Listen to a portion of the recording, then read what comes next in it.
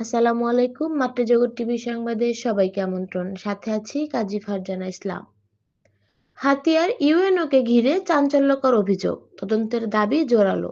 আমাদের বিশেষ প্রতিনিধি মোহাম্মদ জিয়াউদ্দিনের প্রতিবেদনে দেখুন বিস্তারিত।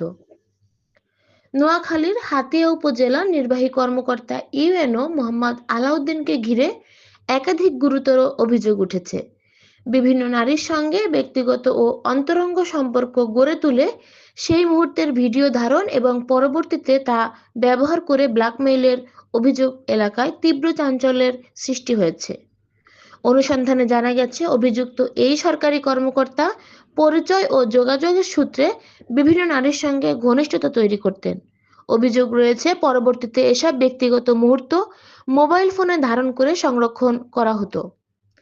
প্রাপ্ত কিছু ভিডিও চিত্র বিশ্লেষণে দেখা যায়, ঘটনাগুলো ভিন্ন ভিন্ন সময় ও স্থানে ধারণ করা হয়েছে বলে ধারণা করা হচ্ছে।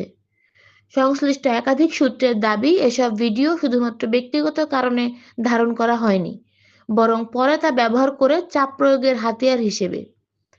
অভিযোগ রয়েছে, আপত্তিকর ভিডিও প্রকাশের ভয় দেখিয়ে সংশ্লিষ্ট নারীদের ওপর মানসিক চাপ সৃষ্টি করা হতো এবং তাদেরকে তার সঙ্গে সম্পর্ক বজায় রাখতে বাধ্য করা হতো।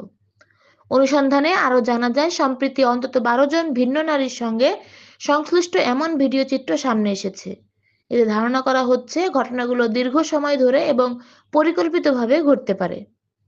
এদিকে বিষয়টি জানাজানি হওয়ার পর হাতিয়া উপজেলা জুড়ে ব্যাপক আলোচনা ও সমালোচনার সৃষ্টি হয়েছে।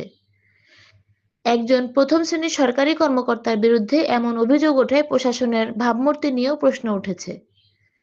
সচেতন মহলের মতে, রাষ্ট্রের গুরুত্বপূর্ণ দায়িত্বে থাকা একজন কর্মকর্তার বিরুদ্ধে এ ধরনের অভিযোগ কেবল ব্যক্তিগত নৈতিকতার প্রশ্ন নয়, এটি প্রশাসনিক জবাবদিহিতা ও বিশ্বাসযোগ্যতার সঙ্গে জড়িত। এ অভিযোগগুলো নিরপেক্ষ ও স্বচ্ছ তদন্ত জরুরি বলে মনে করছেন তারা।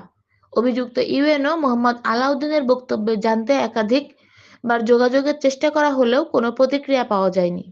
উপজেলা প্রশাসনের পক্ষ থেকেও এ বিষয়ে আনুষ্ঠানিক কোনো মন্তব্য পাওয়া যায়নি। তবে প্রশাসনের একটি দায়িত্বশীল সূত্র জানিয়েছে, বিষয়টি উচ্চ পর্যায়ে অবহিত করা হলে তদন্তের উদ্যোগ নেওয়া হতে পারে। যোগাযোগের সত্যতা প্রমাণিত হলে সংশ্লিষ্ট কর্মকর্তার বিরুদ্ধে বিভাগীয় ও আইনি ব্যবস্থা নেওয়ার সুযোগ রয়েছে। ঘটনাটি নিয়ে স্থানীয় জনগণের মধ্যে উদ্বেগ ও ক্ষোভ বাড়ছে। অনেকেই বলছেন, সরকারি দায়িত্বে থাকা ব্যক্তিদের নৈতিকতা ও জবাবদিহিতা নিশ্চিত না হলে সাধারণ মানুষের প্রশাসনের প্রতি আস্থা ক্ষুণ্ণ হওয়ার আশঙ্কা রয়েছে। সব মিলিয়ে হাতিয়ায় এই ঘটনাটি এখন প্রশাসনিক জবাবদিহিতা, ক্ষমতার অপব্যবহার এবং নৈতিকতার প্রশ্নকে সামনে এনে দিয়েছে। অভিযোগের সত্যতা উদ্ঘাটনের নিরপেক্ষ তদন্তের দাবি জোরালো হয়ে উঠেছে।